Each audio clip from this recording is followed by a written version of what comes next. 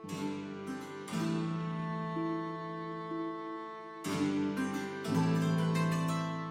hi guys, my name is Jen. I've been a Regia member for, I forget, a long time. I joined in 2008, so that is, oh gosh, that's 12 years now. I got into it because of a flatmate when I was at uni who was in the University Society. She did the feast, and so I had to go along to the feast to support her, and she left the feast and I'm still here. So after the university, the society, the uni was affiliated with Regia. I joined Regia and I've been in it ever since, and it shouldn't be this much fun. It's such a great hobby. It can take over your life if you want it to, but it doesn't have to, and I'm kind of in the middle where I have a lot of fun with reenactment. I do a lot of things, but I do some other things as well, and that's quite a nice balance. It's really nice and flexible like that. One thing that Regia did teach me, that reenactment taught me, that I never thought anything would, is crafting. Because I am clumsy, I am dyspraxic, I am short-sighted. 3 people have tried to teach me to knit, and all 3 gave up, including the people who said, I've never had anyone I've not been able to teach. And that's because I learned a craft in Regia that's not knitting. It is called Nålebinding, and I love this so much.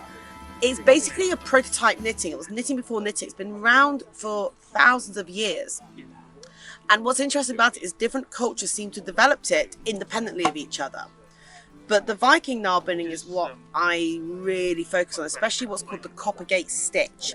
Basically, a sock, an exact replica of this, was found in York, in Coppergate. So it's also known as the Jorvik sock, or the Coppergate sock.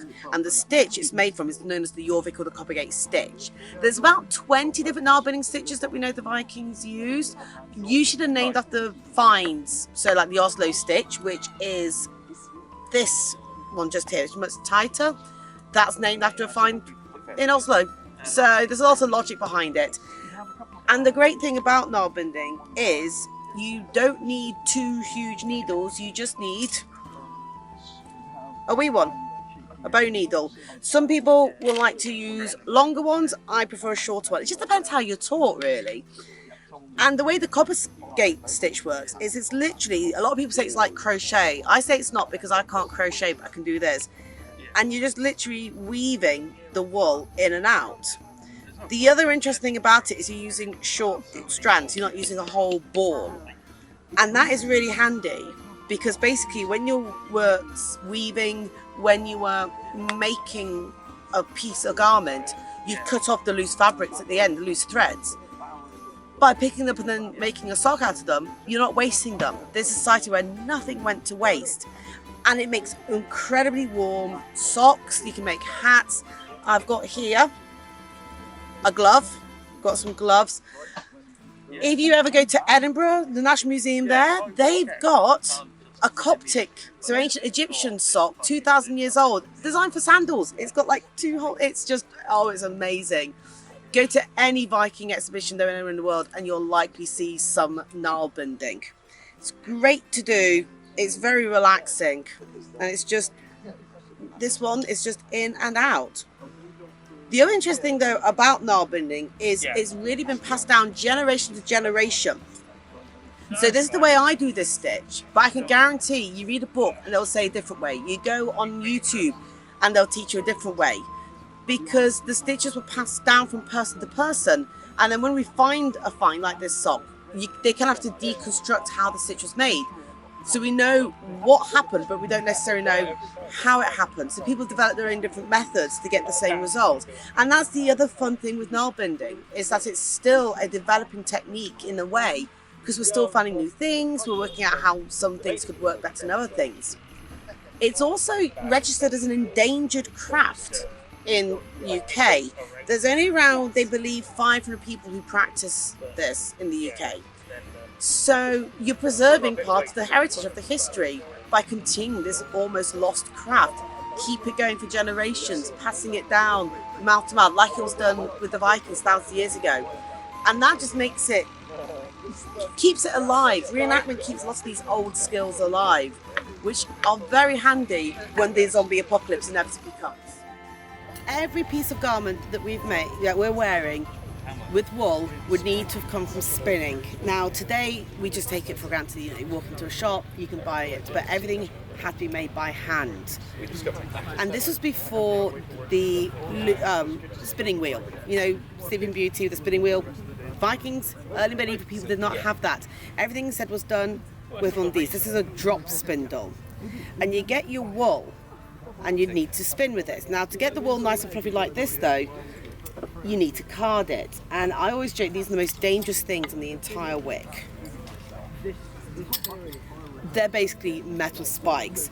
But you place your wool, fresh from your sheep, maybe not totally fresh, but off the sheep, on here, and you just card it like this to get all of the fabrics going in the same way. Once you've done that repeatedly and you've got the wool in a workable position, then you can spin it with the drop spindle. At the bottom, you will have one of these. Now, often we find clay ones, they can be stone as well. They're called hauls, so then you need to pronounce very carefully. And hauls are used as a basic weight. They help it drop down. Now, the fun thing about hauls is if you go to any museum, you will find them on display. They're a very common find. And they're used throughout the world because it's a basic, simple technique that works. You get your wool and you're basically just threading it very gently, and then you spin. You thread, spin. And you repeat ad nauseum. Thread and spin. When you get like a nice length, you take it off like that, spin it round, and then tie it back up at the top, just a wee loop, and then you're good to carry on again. And basically, if you were not doing anything like cooking or making something else, you would be spinning, because this takes a lot of time.